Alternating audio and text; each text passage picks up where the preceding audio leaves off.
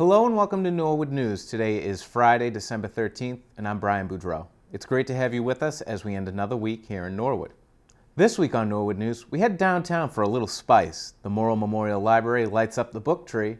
But first, NCM traveled to Connecticut this week for the Alliance for Community Media Northeast Conference and came back with some exciting news for the community. The Norwood Community Media staff traveled to Mystic, Connecticut to attend the annual Alliance for Community Media Northeast Conference, Trade Show, and Awards. At this conference, we attended sessions on a variety of subjects that will allow us to continue to provide top quality programming for our viewers. In the evening, we attended the 2024 Nor'easter Awards, and I'm excited to announce that we received multiple awards. In third place in the Profile Talk Show category, Norwood Digest with Jack McCarthy. We thank Jack McCarthy for being the first volunteer on Norwood Community Media, and we look forward to doing more shows in 2025. Third place in the school educational program is the Norwood School News. This is a program I produce for the school department which highlights all the activities in the Norwood school system. In third place, NCM itself won for overall excellence. That is a compilation of all our work throughout the entire year. In second place for community impact was Run for a Donut. This was a fun segment hosted by Mark Hoover about a local road race where you had to eat donuts while you were running. In second place for General Talk Show, Sports Talk. This is a program produced by Ron Marshalsea and myself which highlights current sports athletes, coaches, and college alumni. It keeps our viewers updated on all sports. And in first place, in the category of diversity empowerment, Lead Update. This is a very special show for all of us here at Norwood Community Media, and it's started by our station manager, Megan Corbett. We look forward when the lead students come up every month to produce this very special show. I'm proud of our staff, and I'm proud of our work. We wanted to surprise the lead students with their award, so the staff headed over to the Savage Center. Take a look. Right in the middle. All right, in the middle, because I love to talk, and I love the spotlight. You love the attention. So we wanted to surprise you guys, and when you come to the office next time, there's going to be something special on the wall hung up when you walk in, because Lead Update won first place in the Alliance for Community Media Northeast Award.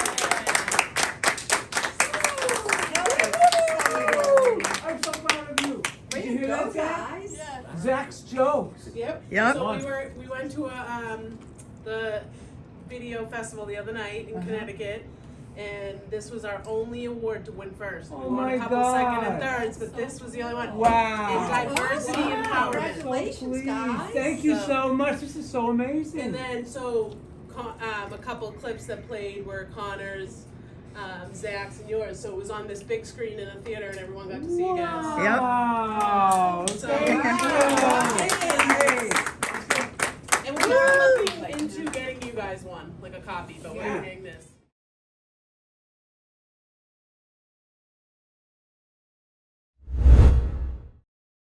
Last weekend, the Town Common was all aglow as the 23rd Annual Luminary Night took place with people of all ages remembering and honoring their loved ones. President of the Circle of Hope, Tim McDonough, explains the importance of holding an annual event like this.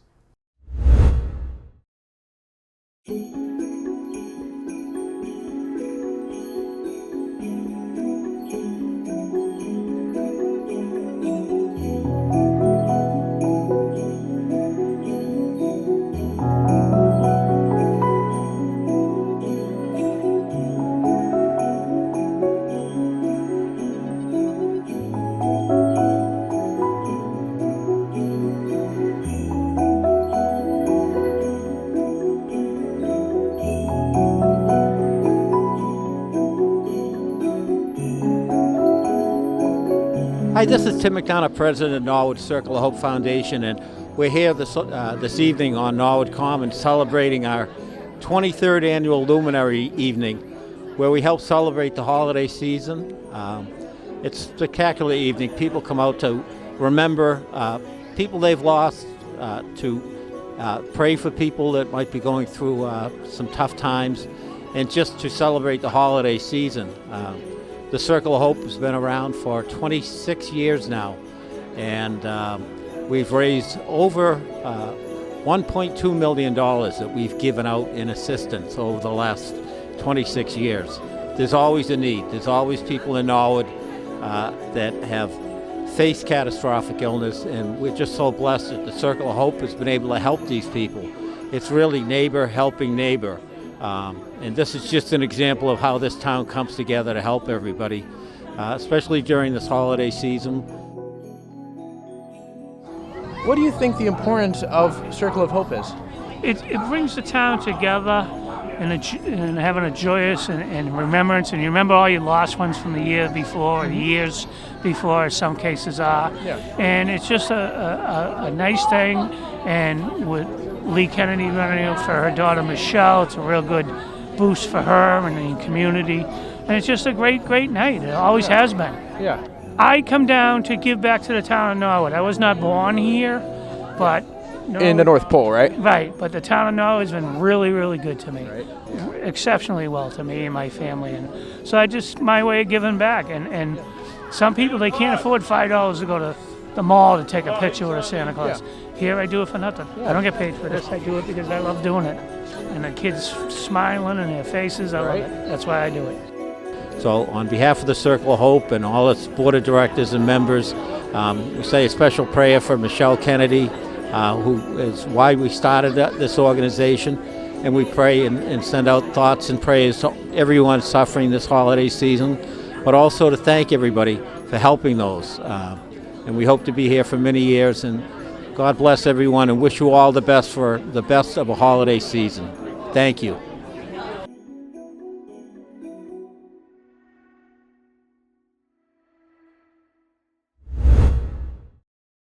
Hoping to get some input from the public, the Comprehensive Plan Committee held an open house at the Morrill Memorial Library Tuesday night. Residents were invited to the Simone Room to offer feedback to the committee and learn all about what the committee is working on. Comprehensive Plan Committee Chair Shannon Greenwell explains more. Well, tonight we're hosting our first public meeting for our comprehensive plan. As you can see here, it's an open house style, so the purpose of our meeting here tonight is to really let people know what's going on, what the process is going to look like, and most importantly, making sure that we're getting the initial feedback that we want to start getting from the residents for this effort. A lot of our meetings are, an audience sitting down and one person that's representing the effort sort of talking at everybody. We felt like it was really important to set up a bunch of stations so people could come and go between the hours of 6 and 8, so it really fits your schedule a lot better. And as you can see, you can have more smaller conversations, and we can make sure that we're primarily listening to people as opposed to just giving information to folks. First and foremost, want to let everybody know that this is a process that's happening. We can't do this process without all the voices of the residents. And we want people to know that we really value everybody's input, and that's exactly what's going to make this comprehensive plan work. So we hope that tonight we've had a great turnout, and we hope that we can keep pushing information out to folks and that people will keep sending us their ideas. To learn more about the Comprehensive Plan Committee, watch the upcoming episode of Your Town at Work featuring Greenwell and Community Development Director Sarah Dixon. When Norwood News returns, Oscar Batista delivers the school news, Clayton Cheever talks tree lighting, and we get a construction update from the new Copley Middle School. Norwood Community Media is proud to cover many of the special events that are held at the Morrill Memorial Library. The Simone Room is a place where members of the Norwood community can meet award-winning and best-selling authors, presenters, and town officials. If you are unable to attend these events, NCM rebroadcasts them on our community channel, and they are also available on demand. Norwood Community Media and the Morrill Memorial Library, a partnership for the town of Norwood. The 11th annual library book tree lighting took place at the Morrill Memorial Library last Friday, with Library Director Clayton Cheever reading some festive stories to the little ones. 3, 2, 1.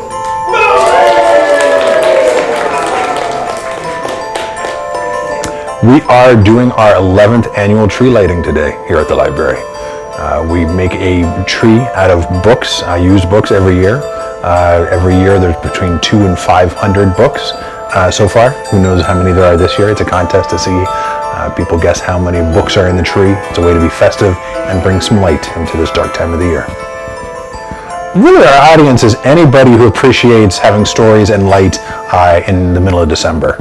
I suspect we'll see more little kids. I always enjoy reading stories to little kids, and I have a couple of picture books that I'll be reading to kids today, but everybody's welcome.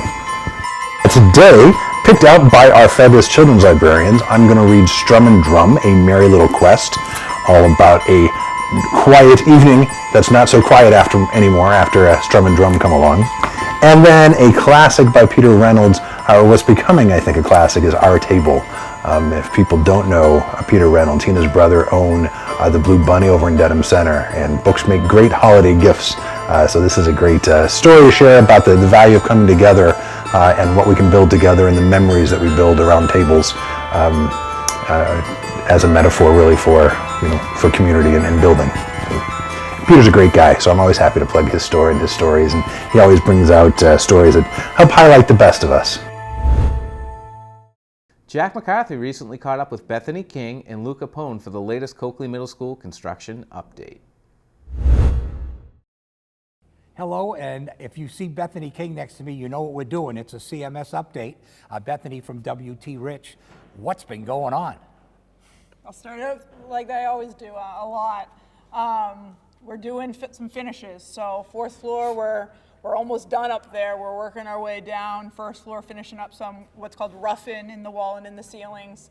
We got some exterior site work still happening. The exterior facades going up. We got some temp heat keeping us warm in here now this year. We're actually wrapped in this year, so it's staying pretty warm. So a lot going on. And we're in the middle of the media center. Correct. Yep. So what's going to be behind us? So this is like the librarian station and their desk here, the media center circulation desk. We got NCM Studio actually over next to us here as well, and the computer labs over in this area as well. So this is a big wide open space with a big window system behind us. That's crazy. You know what I want to do? I want to go up to that 4th floor and look at a classroom that's almost done. Okay, we can do that. All right, let's do that. We'll be back right after we move there. So much to the chagrin of the camera crew here, we walked up 2 more flights of stairs to get to the room we were in last time, which is a sped room. Correct, yep. So it looks almost done. Yeah. What's left to do? So pretty much all that's left in this room is final cleaning and then what we call whiting out the ceiling. So if you look up at the ceiling tiles right now, there's some that are in that have speakers in them or in the sprinkler heads. But everything that's left out, we're going to fill in once we finish our final inspections above ceiling. So that's the next step, is those quality control inspections, and then have it looked at and close it all up. And lock the door, as you said. Literally, keep people out, yep. Yeah. But, the bathroom, this is a sped class. Not every classroom has a bathroom. Correct, yeah. But all the fixtures are in there now. Yep, the fixtures are in, grab bars are in. We're waiting on some accessories, but that's pretty much it. And so we're in the B section now, are they? Right now we're in C. C, sorry. Yeah, 4th floor C. I only had 4 to choose from. And so this is the furthest along? Yes, so we started in Zone C, we're working our way to A, and right now we're actually finished doing the finishes, so millwork and the marker boards, we're doing that from floor down. So we're gonna finish the 4th floor, and then we're moving down to the 3rd. It's trickle-down economics. Yeah, yep. Sorta. All right, anything else we should know? No, we're just chugging along here. At this point, for the next few months, it's gonna be repeat, and work our way down to get finished and then do some startups for equipment. So I think Luke can talk about that one next. All right. Now, I probably won't see you, so Merry Christmas. Thank you, you too. All right. We'll be back with Luke Capone from Vertex, and I said it right. I'm happy with myself. And we'll be back.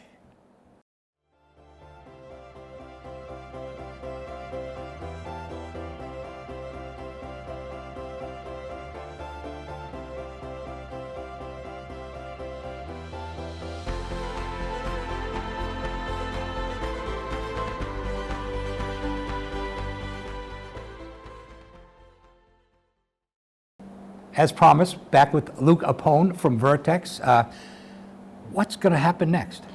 As Bethany mentioned, we're in kind of the repetitive task phase, right? So finishes are wrapping up on the 4th floor. They're ongoing on the 2nd and 3rd floor. We should see finishes wrap up on the 4th floor in the next month, and then we'll see them progress down the building and then begin on the 4th floor, I'd say, in the next month or so. On the 1st floor is where we'll start to see some different activities start to show up with the specialty spaces. We have the gym down there. Gym equipment is supposed to arrive in the next couple of weeks, and then that'll get installed, and we'll head right into flooring, which is scheduled to be installed in early to mid-February. the other specialty space down there, the auditorium. I think painting is ongoing in there now, so we'll see millwork and some finishes start to arrive there in the next 30 days So as well. speaking of the auditorium, Chief Inspector Brian Richardson had asked me to check on when are the seats going to be available for the auditorium? So the seats are probably one of the last things that happens, I'd say, in early spring. Okay. Brian, did you get that? Hold them accountable. Write it down, put it on your calendar. He'll be out here checking on us. You know he will. How many people? It seems like there's a lot of people working. Yeah, we're still in the 100, 120 people on a daily basis out here.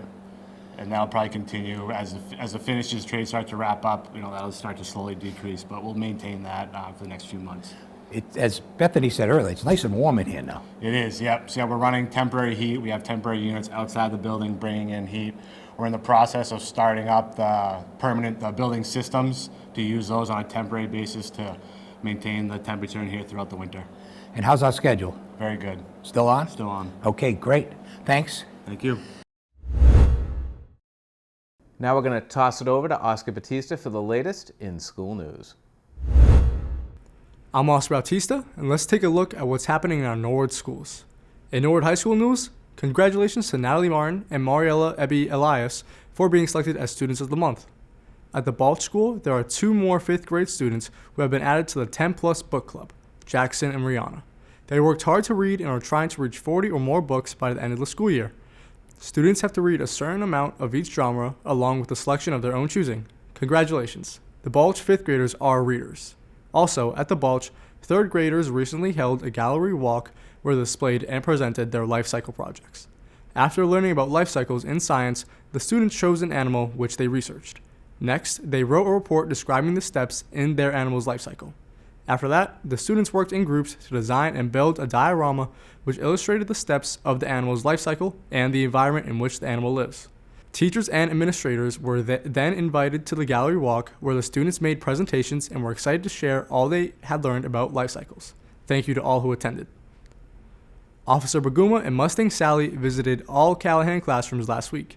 Miss Lee and Miss McClure's classes danced to Sally's new song. Officer Baguma is working on a fun video, and we can't wait to see the final video. This week, the 4th grade students at the Prescott got to be a part of their own cooking show. The school nutrition team featured a demo and tasting of a cranberry apple relish. A few students assisted in preparing the apples for the demo while learning some safe knife skills.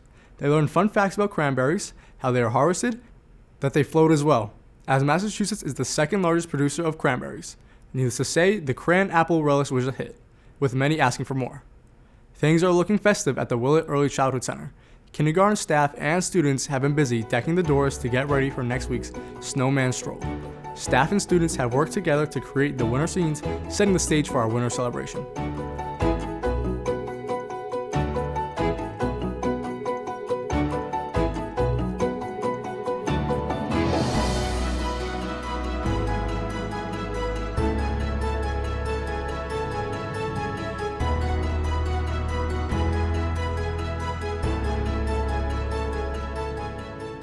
Before Thanksgiving at the Little Mustang Preschool Academy, students and teachers talked about what it means to be thankful and how they can show their loved ones that they are. They talked about ways to be helpful, ways to show they care, and how to be kind to one another. They also talked about the different ways we celebrate their thankfulness. They played turkey games, had fun activities about family, and shared some great homeschool projects disguising turkeys.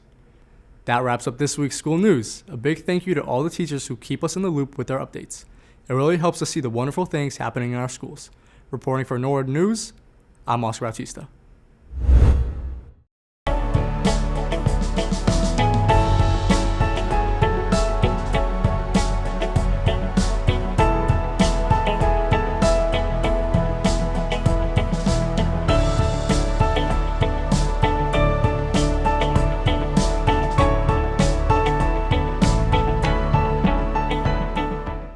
In government news, the planning board met Monday night and held 3 different site plan approvals. Representatives of Kramer Productions appeared in front of the board for approval to make changes to their parking lot, which was approved by the board.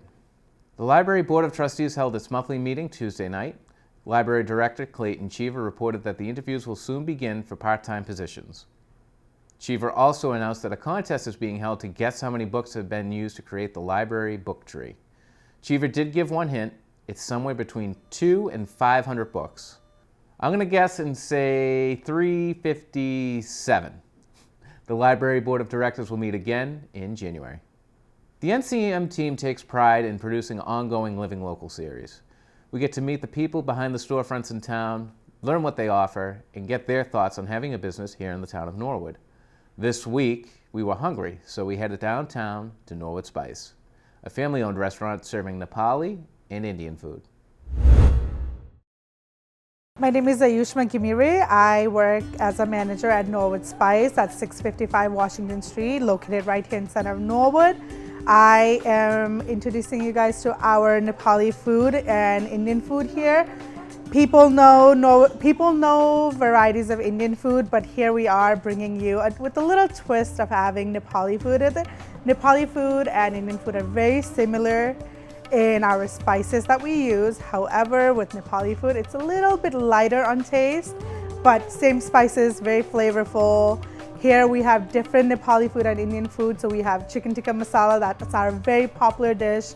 As a lot of people know, we also have saag paneer, but then we have Nepali dishes like the momos, which is a very popular dish. Even with momos, you can do steamed, you can do fried, you can make it you can dip it in a spicy chili sauce. There's many varieties we have.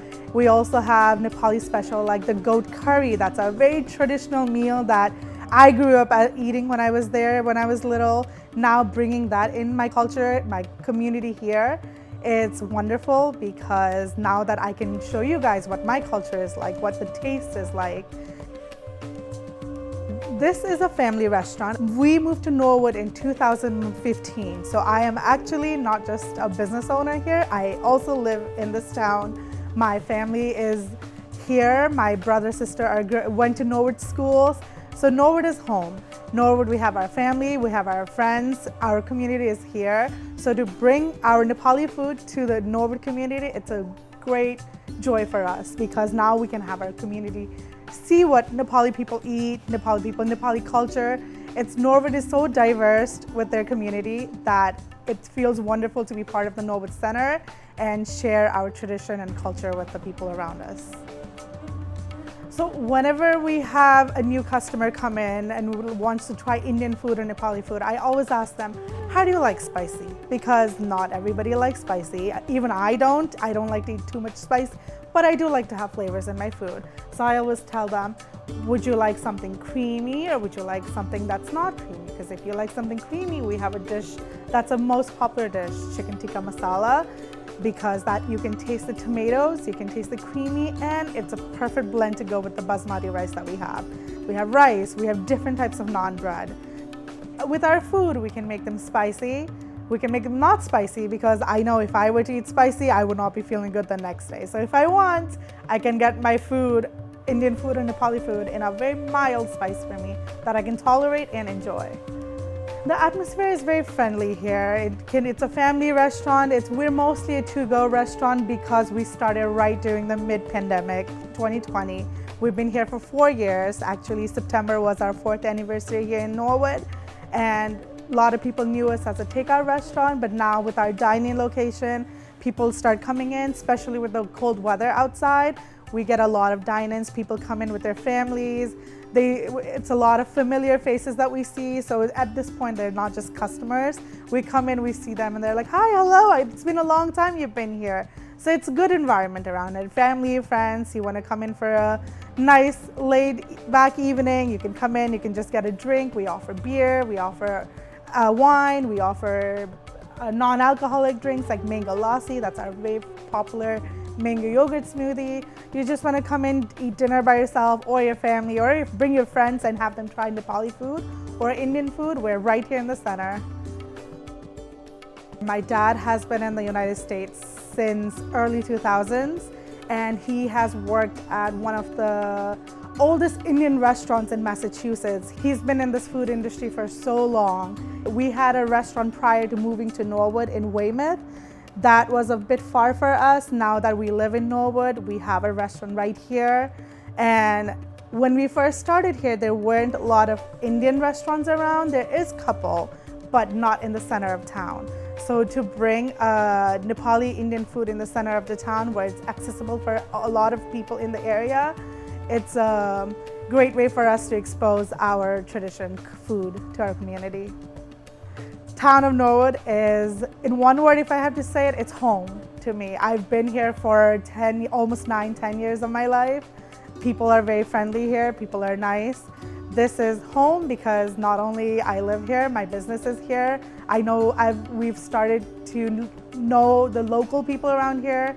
We are very friendly just within the center itself. If I know that if I'm in any sort of trouble, if I need any help, my neighbors next door, whether it's Missoula or whether it's Fuego, we have a good community here that will be there for us.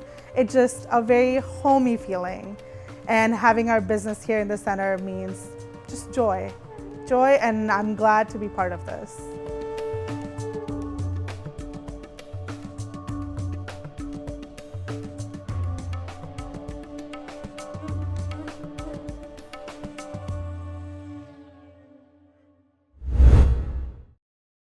Well, that's all for Norwood News. To stay up to date with Norwood Community Media, follow us on Facebook, Twitter, and Instagram. As always, thank you so much for watching. Have a great weekend.